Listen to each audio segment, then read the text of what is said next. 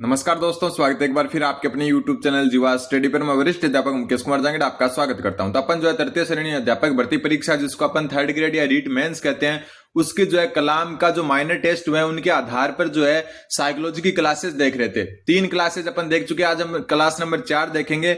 और आज का जो पहला क्वेश्चन है थोड़ा सा जो है देख लेना, पीडीएफ थोड़ी ब्लर हो रखी है कि बाल्यावस्था का विकासात्मक कार्य कौन सा नहीं है। बाल्यावस्था का विकासात्मक कार्य नहीं है। सबसे पहले अपनी उम्र के लोगों में रहना, बिल्कुल जो है एक तो आपको पता ही है इसमें जो है सामूहिकता पाई जाती है। सामूहिकता मतलब समूह की भावना, ठीक है, बाल्यावस्था की पहचान है। तो ये तो बिल्कुल जो है विकासात्मक कार्य है बाल्यावस्था का। फिर ये लैंगिक भूमिका को समझना, तो बालक जो है इसमें लैंगिक भूमिका को समझने लग जाता है, बिल्कुल सही बात है। लेकिन यहां पर जो आपको एक चीज ध्यान में रखनी वो ये है कि लैंगिक अंतर को समझना ये बाल्यावस्था में ना होकर शैशवावस्था में ही हो जाता है। दो चीजें अलग अलग चीजें, वापस बता देता हूं मैं, शैशवावस्था में, ठीक है। देखो लैंगिक भूमिका है ना, उसको तो बालक जो है बाल्यावस्था में समझता है, ठीक है। लेकिन जो लैंगिक अंतर है इसको बालक जो है शैशवावस्था में ही समझने लग जाता है।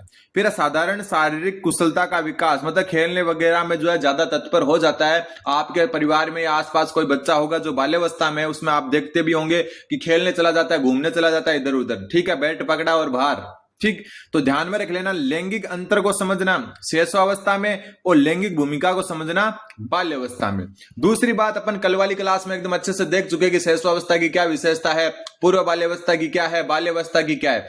क्लासें हमेशा सीरियल से देखना आप, ताकि जो अच्छे से समझ में आए आपके। दूसरी बात, बाल्यावस्था की में जो है समलैंगिकता पाई जाती है, ये आपको पता ही है। समलैंगिकता का मतलब है समान लिंग के जो है समूह में रहता है बालक।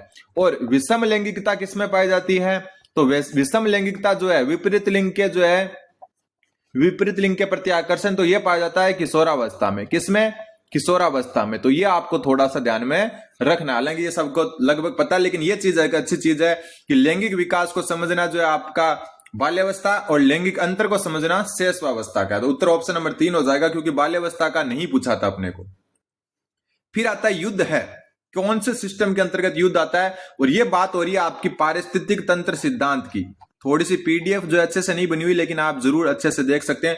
पारिस्थितिक जो तंत्र सिद्धांत है विकास का, और ये किसने दिया है? ये दिया हुआ है आपका यूरी ब्रॉनफेनब्रेनर ने, ब्रॉनफेनब्रेनर, ठीक है। ये आपको ध्यान में रखना है। इसने जो है कुल मिला के 5 जो है क्या बताए, स्तर बताए या 5 अवस्थाएं बताई किसकी, पारिस्थितिक तंत्र सिद्धांत की। सबसे जो पहली जो आपकी इसकी अवस्था होती है, या जो आपका पहला जो चरण होता है, वो होता है आपका, सबसे पहले आता है लघु मंडल, जिसको अपन माइक्रो कहते हैं। क्या कहते हैं? माइक्रो सिस्टम, ठीक है। लघु मंडल जो होता है उसके अंदर अपना जो परिवार, जहां जो मतलब बालक जहां पर रहता है, जैसे परिवार, कक्षा, अध्यापक, मतलब जो बालक से डायरेक्ट अंतःक्रिया करते हैं, ठीक है। मतलब जो है बालक से सीधी जो बालक से सीधे संपर्क में रहते हैं, ऐसे मान लो, जो सिंपल भाषा में सीधे संपर्क में रहते हैं, वो किसके अंतर्गत आते हैं? लघु या माइक्रो के अंतर्गत, ठीक है। 2 नंबर पर आता है जो है आपका मिसो, या जो है अपन कह सकते हैं मध्य मंडल। ये मिसो या मध्य इसी को कहते हैं, और इसके साथ ही लिख देता हूं।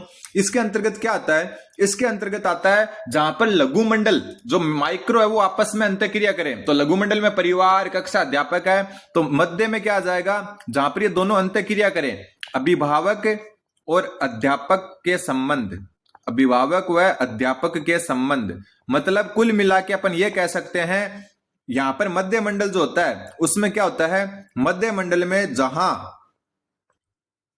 लघु मंडल परस्पर अंतःक्रिया करे, लघु मंडल को इंग्लिश में कहते हैं माइक्रो सिस्टम, ठीक है। और मध्य मंडल को जो इंग्लिश में कहते हैं मिसो सिस्टम। मध्य मंडल जो है अंतःक्रिया करें, तो ऐसा क्वेश्चन भी आ सकता है, जहां पर मध्य मंडल अंतःक्रिया करें उसको कौन सा कहते हैं? मिसो सिस्टम या मध्य मंडल, ठीक है। जैसे अभिभावक और अध्यापक दोनों लघु मंडल के भाग हैं, और इन दोनों के बीच का संबंध आपका मध्य या मिसो मंडल में आता है। फिर तीसरे नंबर पर आता है आपका एक्सो सिस्टम या बाह्य मंडल। क्या आता है? एक्सो सिस्टम या बाह्य मंडल आता है। और एक्सो और बाह्य में क्या होता है? इसमें माता पिता का कार्य क्षेत्र, और इसके अलावा माता पिता का स्थानांतरण, ये सब जो है आपका एक्सो या बाह्य सिस्टम के अंतर्गत आता है।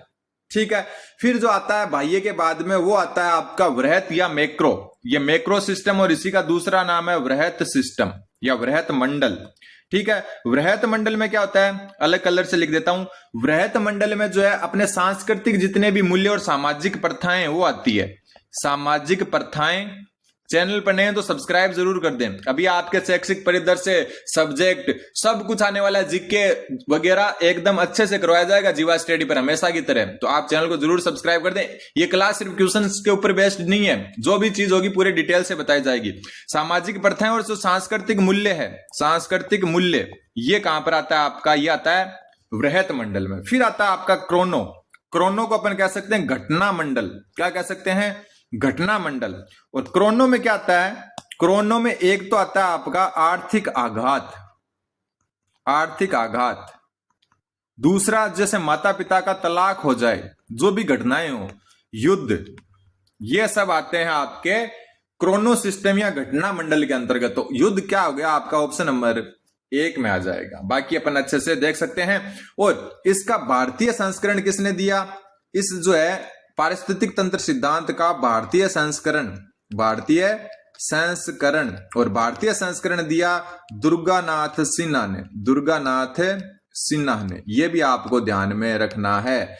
तो पारिस्थितिक तंत्र सिद्धांत का भारतीय संस्करण जो है दुर्गानाथ सिन्हा ने दिया। अब चलते हैं आगे, क्वेश्चन नंबर 83।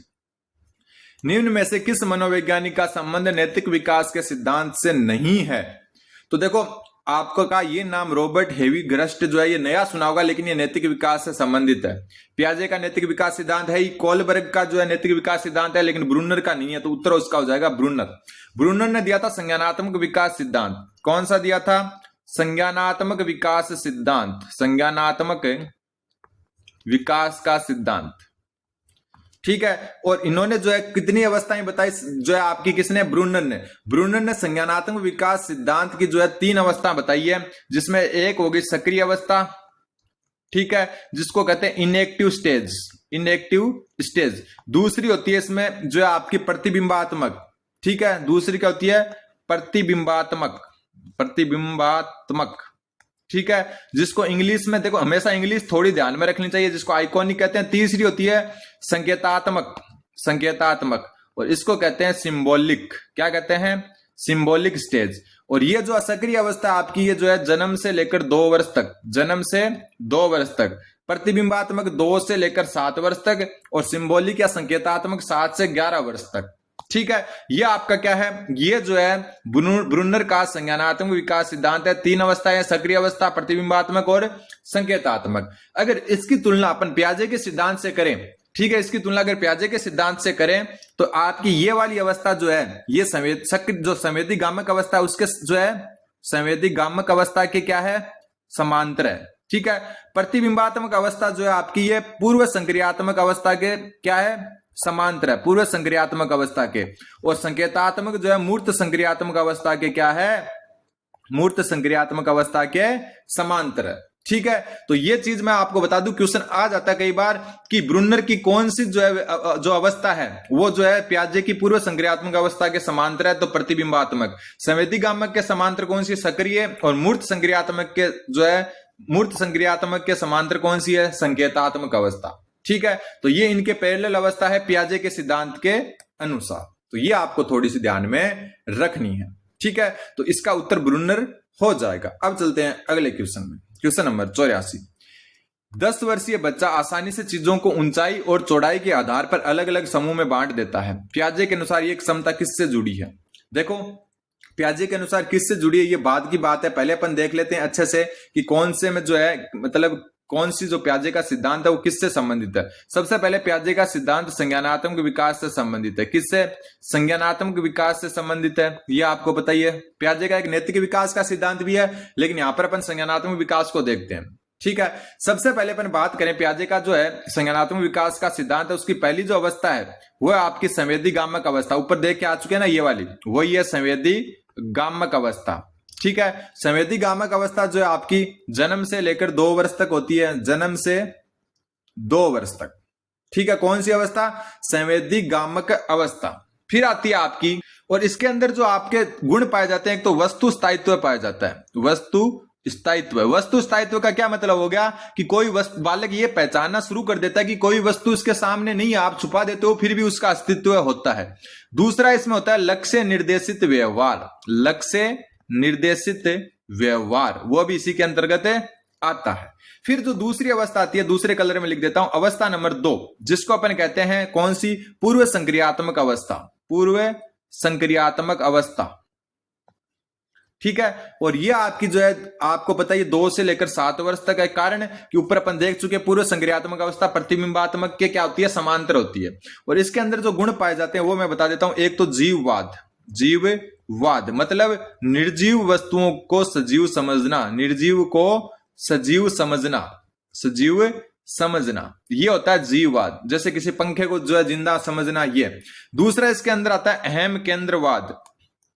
अहम केंद्रवाद। और अहम केंद्रवाद क्या होता है, अहम केंद्रवाद में जो है बालक स्वयं के विचार को सबसे श्रेष्ठ मानता है। स्वयं के विचार को श्रेष्ठ मानना, को श्रेष्ठ या उत्तम मानना, यह आपको ध्यान में रखना है, ठीक है। दूसरा इसके अंदर स्टार्ट हो जाता है अंतर्ज्ञान। अंतर्ज्ञान, और अंतर्ज्ञान में क्या होता है आपका, कुल मिला के मौलिक तर्क स्टार्ट कर देता है बच्चा, मौलिक तर्क, ठीक है। फिर जो आपकी आती है तीसरी अवस्था, जिसको अपन कहते हैं, कलर चेंज करके लिखता हूं, ब्लू कलर में लिख देते हैं क्योंकि सारी मिक्स हो जाएगी वरना। तीसरी जो अवस्था आती है वो आती है ठोस संक्रियात्मक अवस्था। ठोस संक्रियात्मक अवस्था, और इसी का दूसरा नाम है आपका मूर्त संक्रियात्मक अवस्था। ऊपर देखा था ना मैंने, तो ये जो है अपन 7 से 11 वर्ष के बीच में होती है। और ठोस संक्रियात्मक अवस्था में जो है ना, क्या क्या पाया जाता है, एक तो संरक्षण पाया जाता है। संरक्षण का मतलब क्या होता है आपका, कि भौतिक वस्तु के द्रव्यमान, ठीक है, भौतिक वस्तु के द्रव्यमान व आयतन में परिवर्तन को समझना। आयतन में परिवर्तन को समझना, परिवर्तन को समझना, मतलब संरक्षण की भावना, ये किस में पाई जाती है, ठोस संक्रियात्मक अवस्था में। इसमें भौतिक वस्तु का द्रव्यमान और आयतन है, उसमें परिवर्तन को बच्चा समझने लग जाता है कि कौन सा बड़ा है, कौन सा छोटा है, किसकी लंबाई बड़ी है, किसका आयतन बड़ा है, ये समझने लग जाता है। दूसरी बात इसमें आता है ये वर्गीकरण या श्रेणीकरण। इसी को वर्गीकरण कहते हैं, इसी को श्रेणीकरण कहते हैं। इसमें ऊंचाई और चौड़ाई के आधार पर अलग अलग समूह में वर्गीकृत कर देता है या श्रेणीकृत कर देता है। तो यहां पर 10 वर्षीय बच्चा आसानी से चीजों को ऊंचाई और चौड़ाई के आधार पर अलग अलग समूह में बांट देता है, मतलब वो वर्गीकरण कर रहा है या श्रेणीकरण कर रहा है। इसका उत्तर ऑप्शन नंबर 2 हो जाएगा। क्या हो जाएगा, ऑप्शन नंबर 2। और फिर लास्ट जो अवस्था होती है, चौथी अवस्था, इसमें ये होती है औपचारिक क्रियात्मक अवस्था। देखो अपन रिवीजन कर रहे हैं लेकिन एकदम अच्छे से करेंगे। औपचारिक क्रियात्मक अवस्था, और औपचारिक क्रियात्मक अवस्था जो होती है ये आपकी जो है 11 वर्ष से 15 वर्ष तक होती है, हालांकि 11 प्लस मान सकते हो इसको। और इसमें जो है कुल मिला के जो है आपको क्या ध्यान रखना है, अमूर्त तर्क जो है अमूर्त तर्क शुरू कर देता है, ठीक है। तो ये अपना जो है क्वेश्चन हो गया। ऑप्शन नंबर 84 का जो है उत्तर 2 हो जाएगा, ऑप्शन नंबर 2। बाकी अपन अच्छे से देख चुके। फिर आता है, देखो अब सारा का सारा इसी पर चलेगा, इस जो है संज्ञानात्मक विकास का सिद्धांत जो है प्याजे के, इस पर। पूर्व संक्रियात्मक अवस्था में बच्चा प्रतीकों का उपयोग करना सीखता है। तो पूर्व संक्रियात्मक अवस्था ये रही, पूर्व संक्रियात्मक अवस्था। और इसमें जो है बालक क्या करता है, प्रतीकों का प्रयोग मतलब मौलिक तर्क देना शुरू कर देता है। प्रतीकों का जो है अपन क्या करने लग जाता है, वो यूज करना सीख जाता है, ठीक है। तो ये बात बिल्कुल सही है। और इस अवस्था में भाषा और कल्पना की क्षमता का तेजी से विकास होता है। बिल्कुल भाषा, देखो 5 वर्ष का बालक का 90% भाषाई विकास हो जाता है। आपने बूस्ट या बॉर्नविटा का एड देखा होगा कि 5 वर्ष की आयु में जो है बच्चे का 90% भाषाई विकास हो जाता है। तो जो है 5 वर्ष किसके अंतर्गत आएगा, आपका पूर्व संक्रियात्मक अवस्था के अंतर्गत आएगा। तो दोनों सही है, दोनों को नोट कर लेना। पूर्व जो संक्रियात्मक अवस्था है उसमें बच्चा प्रतीकों का प्रयोग करना सीख जाता है। कैसे पता चला, मैंने तो आप बताया नहीं प्रतीकों का प्रयोग, लेकिन ऊपर बताया था। देखो चीजों को जोड़ना सीखोगे, अगर कंपटीशन में अच्छा करना तो चीजें जोड़ना सीखना पड़ेगा। अपने को ये आ गया, मान लो ये कथन आ गया, सही है या नहीं। तो पूर्व संक्रियात्मक अवस्था को अपना पता है कि 2 से 7 वर्ष होती है। और ये जो किसके समांतर होती है, ये प्रतिबिंबात्मक जो है आइकॉनिक जो आपकी है, स्टेज किसकी, ब्रूनर के संज्ञानात्मक विकास की, उसके समांतर होती है। तो प्रतिबिंब से मतलब हो गया कि यहाँ बच्चा प्रतीकों का जो है उपयोग करना सीख जाता है, बिल्कुल सही बात है। और इस अवस्था में भाषा और कल्पना की जो मतलब क्षमता उसमें तेजी से विकास होता है, बिल्कुल सही बात है। तो दोनों के दोनों इसमें सही है। उत्तर हो जाएगा इसका ऑप्शन नंबर 1, ए व बी दोनों सही है और आर ए की सही व्याख्या करता है। क्योंकि भाषा और कल्पना का तेजी से विकास होगा तभी बच्चा प्रतीकों का उपयोग करना सीखेगा। फिर चलते हैं अगले क्वेश्चन नंबर 86 पर। थोड़ा सा जो एडजस्ट कर लेना क्योंकि थोड़ी अच्छे से जो पीडीएफ नहीं बनी हुई, बाकी दिख जाएगा आपको, छोटा कर देता हूं अगर नहीं दिख रहा। एक बच्चा कहता है, मैं बता देता हूं, अगर सब लोग बिना टिकट ट्रेन में चढ़ेंगे तो सिस्टम टूट जाएगा। मतलब बिना टिकट के यात्रा करने पर एक बच्चा कहता है कि अगर सभी लोग बिना टिकट के ट्रेन में चढ़ेंगे तो सिस्टम यानी कि जो आपका सरकारी तंत्र है वो विफल हो जाएगा। ये किस स्तर का उदाहरण है? सबसे पहले मैं आपको बता दूं, ये कोहलबर्ग का नैतिक विकास का सिद्धांत है। किसका? कोहलबर्ग का नैतिक विकास का सिद्धांत, नैतिक विकास का सिद्धांत। ठीक है, इसमें 3 स्तर और जो आपके 6 अवस्थाएं होती है। पहला स्तर होता है इसमें जो पूर्व परंपरागत स्तर। कौन सा? पूर्व परंपरागत स्तर। पूर्व परंपरागत स्तर में क्या कहता है बालक? पहली बात तो कि पूर्व परंपरागत स्तर है वो कहां से कहां तक होता है, तो ये आपका जो है जन्म से लेकर, सॉरी पूर्व परंपरा जन्म से नहीं होता, ये 4 से 10 वर्ष की आयु तक होता है। 4 से 10 वर्ष की आयु तक, जन्म से नहीं होता क्योंकि नैतिकता होती नहीं है जन्म के समय। फिर पूर्व परंपरागत जो स्तर है इसमें 2 अवस्थाएं होती है। पहली अवस्था होती है आपकी दंड व आज्ञाकारिता। कौन सी? दंड व आज्ञाकारिता। इसको मैं सिर्फ बोल के बता रहा हूं, ठीक है। दंड व आज्ञाकारिता में क्या होता है? बच्चा जो होता है वो दंड से बचने के लिए काम करता है, ठीक है, मतलब कि कोई मुझे मतलब सजा से बचने के लिए क्या करता है? काम करता है, ठीक है। दूसरी फिर अवस्था जो आती है वो आती है यांत्रिक सापेक्ष उन्मुक्तता। यांत्रिक सापेक्ष उन्मुक्तता, उन्मुक्तता, ठीक है। पहला पता चल गया। दंड व आज्ञाकारिता का मतलब है बच्चा क्या करता है? बच्चा सिर्फ और सिर्फ दंड यानी कि सजा से बचने के लिए जो है किसी आज्ञा का पालन करता है। फिर यांत्रिक सापेक्ष उन्मुक्तता जो होती है, इसका मैं बता दूं, यांत्रिक सापेक्ष उन्मुक्तता में जो है एक तो जैसे को तैसा प्रवृत्ति पाई जाती है। जैसे को, एक मिनट, जैसे को तैसा, ठीक है। दूसरी यहां पर जो है वो ध्यान में रखना है अपने को कि बालक कोई भी काम खुद जो है बालक स्वयं के लाभ के लिए काम करता है, स्वयं के लाभ के लिए काम करता है। मतलब उसको फायदा होगा ना, लाभ के लिए कार्य करता है, उसको फायदा दिखेगा वही काम करेगा वो। तभी तो अपन जो छोटा बच्चा होता है उसको बोलते हैं ना कि ये ले तू क्या कर, जो है 10 रुपए की ये चीज ले और 1 रुपए की तू खुद रख लेना। तो वो खुद के लाभ के लिए काम करता है यांत्रिक सापेक्ष उन्मुक्तता में। फिर आती है 2 नंबर जो है परंपरागत स्तर। परंपरागत स्तर, परंपरागत स्तर जो है आपका ये 10 से 13 वर्ष की आयु में पाया जाता है। इसमें क्या होता है? परंपरागत स्तर में जो है 2 अवस्थाएं पाई जाती है, यहां ही बता देता हूं। सबसे पहले अच्छा लड़की लड़की अवस्था, अच्छा लड़का लड़की अवस्था। इसमें मतलब क्या हो गया? अच्छा लड़का लड़की अवस्था में कि बालक प्रशंसा की चाह करता है। बालक क्या करता है? प्रशंसा की चाह करता है, प्रशंसा की चाह रहती है। दूसरी बात है कि दुनिया क्या सोचेगी, इस पर बहुत ज्यादा ध्यान रखता है। दुनिया क्या सोचेगी, इसका ज्यादा ध्यान रखता है, दुनिया क्या सोचेगी, ठीक है। और इसी परंपरागत स्तर की दूसरी जो अवस्था हुआ है सामाजिक कर्म संपोषित अवस्था, ये वाली, ठीक है। इसका दूसरा स्तर, पहला तो ये हो गया और दूसरा हो गया ये सामाजिक कर्म संपोषित। इसमें ये क्या मानता है? कानून को सर्वोपरि मानता है, कानून को सर्वोपरि मानता है, मतलब कानून के हिसाब से काम करता है और कानून को क्या मानता है? सर्वोपरि मानता है। तो यहां पर अब आपको उत्तर शायद मेरे हिसाब से दिख गया होगा। कारण कि अगर सब लोग बिना टिकट चढ़ेंगे तो सिस्टम जो है क्या हो जाएगा? टूट जाएगा। इसमें कानून को सर्वोपरि मान रहा है क्योंकि रूल्स को सर्वोपरि मान रहा है, इसका मतलब उत्तर ऑप्शन 2 हो जाएगा। ऐसे उत्तर निकालना सीखो बस आप, ठीक है। फिर जो तीसरी अवस्था आती है वो आती है आपकी उत्तर परंपरागत अवस्था। उत्तर परंपरागत अवस्था, उत्तर परंपरागत अवस्था जो है आपकी ये 13 से ऊपर जो है वर्ष की आयु के लिए है। इसमें 2 अवस्थाएं कौन कौन सी है? इसकी जो पहली अवस्था है वो तो आपके जो सामाजिक नियम अनुबंधन है ये हो जाएगी, सामाजिक नियम अनुबंधन, इतना लिख रहा हूं, सामाजिक नियम अनुबंधन इतना लिख देता हूं। इसमें बालक क्या होता है? इसमें जो बालक नियमों का तार्किक आलोचनात्मक ढंग से क्या करता है? नियमों का या फिर ये मान लो कि नियमों की आलोचना करता है, आलोचना, इतना ध्यान रख लो।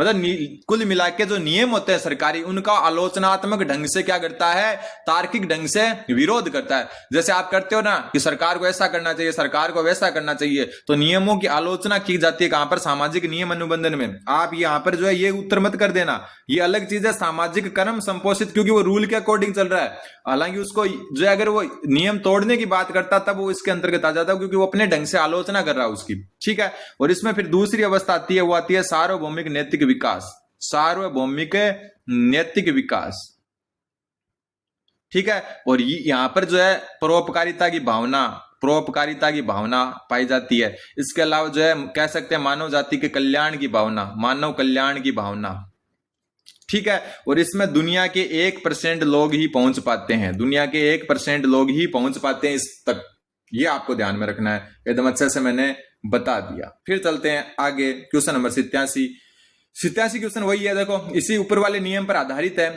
कि प्री कॉन्वेंशनल, प्री का मतलब हो गया पूर्व परंपरागत हो गया, ये पूर्व परंपरागत, कई जगह पूर्व रूढ़िगत भी कहते हैं, स्तर में नैतिक निर्णय व्यक्ति लाभ और सजा से बचने के लिए करता है, तो ये रहा पूर्व परंपरागत। और मैंने देखो यांत्रिक सापेक्ष उन्मुखता में क्या बोला था कि बालक स्वयं को लाभ के लिए कार्य करता है, स्वयं के लाभ के लिए कार्य करता है। और दूसरा क्या बोला था, दंड व आज्ञाकारिता, सजा से बचने के लिए काम करता है। तो देखो पूर्व परंपरागत स्तर में नैतिक निर्णय व्यक्तिगत लाभ और सजा से बचने के लिए आधारित होते हैं, बिल्कुल सही बात है ना, ठीक है।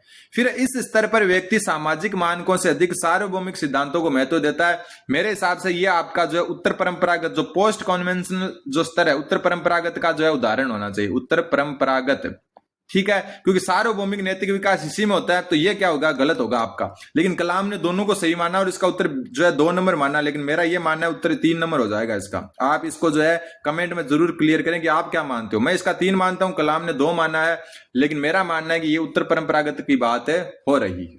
फिर चलते क्वेश्चन नंबर 88 में, वही क्वेश्चन आ गया।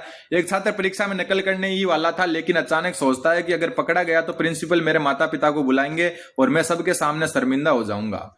किस स्तर का उदाहरण है? अगर ऊपर वाला क्वेश्चन अच्छे से देखा तो मेरे हिसाब से आप उत्तर कर देंगे। बस यही तो जीवा स्टडी पर आपको खासियत मिलती है। कैसे कि छात्र क्या कहता है कि परीक्षा में नकल करने वाला था, लेकिन अचानक सोचता है कि अगर पकड़ा गया तो प्रिंसिपल मेरे माता पिता को बुलाएंगे और मैं सबके सामने शर्मिंदा हो जाऊंगा। ऊपर चलो, मैंने एक बात कही थी, दुनिया क्या सोचेगी, क्या दुनिया क्या सोचेगी, किसके अंतर्गत, उत्तम लड़का लड़की अवस्था के अंतर्गत बोला था ना, दुनिया क्या सोचेगी। तो यही बात क्या कह रहा है कि माता पिता को बुलाएंगे और मैं सबके सामने शर्मिंदा हो जाऊंगा। तो इसका मतलब उत्तम लड़का लड़की अवस्था, क्वेश्चन नंबर जो ऑप्शन नंबर 3 उत्तर हो जाएगा। बस इसीलिए आप चैनल को सब्सक्राइब कर ले बस। फिर आता है अगला क्वेश्चन, क्वेश्चन नंबर 89। ये थोड़ा सा जो है वापस थोड़ा सा जो है एडजस्ट आप कर लें, क्योंकि सही से जो है प्रिंट नहीं हो रखा ये पेपर। फिर एक 4 साल का बच्चा अपने माता पिता की नकली दाढ़ी लगाकर रोल प्ले में पापा का नाटक करता है। कुल मिला के आप थोड़ा सा क्वालिटी जो है ना इसको बढ़ा लें बस। एक 4 साल का बच्चा है, वो अपने पिता की नकल करता है दाढ़ी लगाकर, ठीक है। अगर इस समय पर उसे लगातार रोका जाए तो कहा जाए कि वो गलत है, तो एरिक्सन के अनुसार उसमें कौन सा नकारात्मक भाव विकसित होगा? यहां पर बात हो रही है एरिक्सन के मनोसामाजिक सिद्धांत की। किसकी?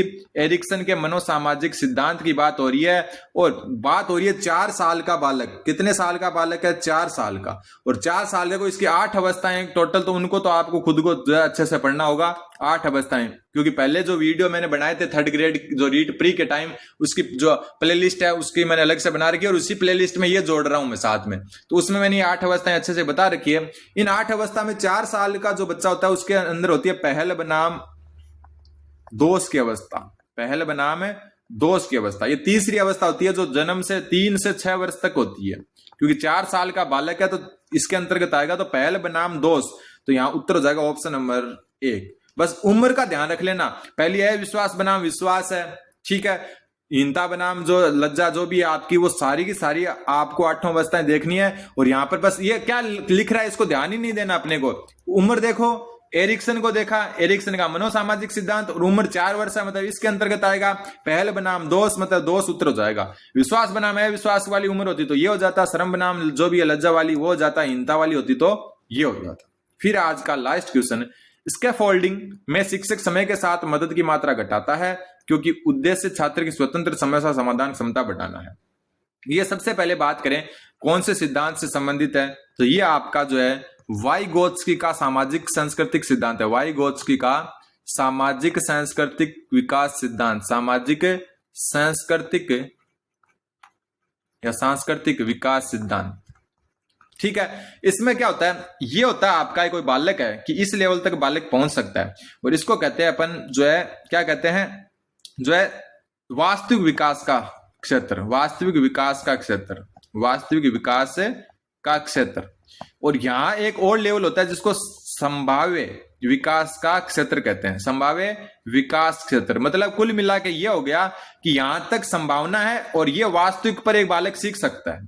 अब जो है यहां पहुंचेगा कैसे बालक, देखो ये वास्तविक विकास का सिद्धांत है। अगर कोई मदद करे, मतलब शिक्षक मदद कर देना या कोई बच्चा बालक की मदद करे ना, तो वो यहां से यहां तक पहुंच सकता है। मतलब वास्तविक तो वो खुद ही पहुंच जाता है, लेकिन कोई शिक्षक अगर मदद करते तो वो कहां पहुंच जाता है, आगे वाले संभावित जो विकास का क्षेत्र है वहां पहुंच जाता है। इसको कहते हैं स्कैफोल्डिंग। स्कैफोल्डिंग क्या हो गई, मदद की वह मात्रा, मदद की वह मात्रा जिससे बालक संभाव्य विकास के क्षेत्र में पहुंच जाता है, संभाव्य विकास के क्षेत्र में पहुंच जाता है, क्षेत्र में पहुंच जाता है, पहुंच जाता है। समझ गए, मतलब मदद की वह मात्रा जिससे बालक, जैसे वास्तविक तक तो वो खुद सीख लेता है, और थोड़ी सी मदद देने पर वो विकास का जो संभाव्य क्षेत्र है वहां तक पहुंच जाता है। तो स्कैफोल्डिंग वही होती है, वाइगोत्स्की के सिद्धांत के अंतर्गत है। तो इसमें क्या होता है, शिक्षक समय के साथ मदद की मात्रा घटाता है, बिल्कुल पहले थोड़ी ज्यादा मदद करता है फिर धीरे धीरे घटाता है, ये बात बिल्कुल सही है। फिर क्योंकि उद्देश्य छात्र की स्वतंत्र समस्या समाधान क्षमता बढ़ाना है, मतलब मदद की मात्रा कम करेगा तो छात्र जो है स्वतंत्र समस्या समाधान में जो है निपुण होगा। तो दोनों बात सही है और उत्तर ऑप्शन 1 हो जाएगा। इसके अलावा एक जो है निजी संभाषण, वो भी वाइगोत्स्की से संबंधित है। कौन सा, निजी संभाषण, जिसमें बालक खुद ही बड़बड़ाता रहता है, और इसी का दूसरा नाम है आंतरिक संभाषण, आंतरिक संभाषण। ठीक है, तो ये कुछ चीजें अपन ने अच्छे से देख ली। ठीक है, चैनल पर नए तो चैनल को जरूर सब्सक्राइब करें, और जो भी स्टूडेंट जो है नए हैं वो शेयर भी जरूर करें नए स्टूडेंट्स को, अपने साथियों को। अब रेगुलर आपको क्लासेस मिलेगी, इसके बाद अपन शैक्षिक परिदृश्य भी करेंगे, अपन जो है राजस्थान जीके भी करेंगे, सब्जेक्ट भी करेंगे, शिक्षण विधियां भी करेंगे। जैसा रीट पात्रता में अपन ने जो है परफॉर्मेंस दिया था वैसा ही देंगे। तब तक आप चैनल पर बने रहें। धन्यवाद, बने रहें जीवा स्टडी के साथ।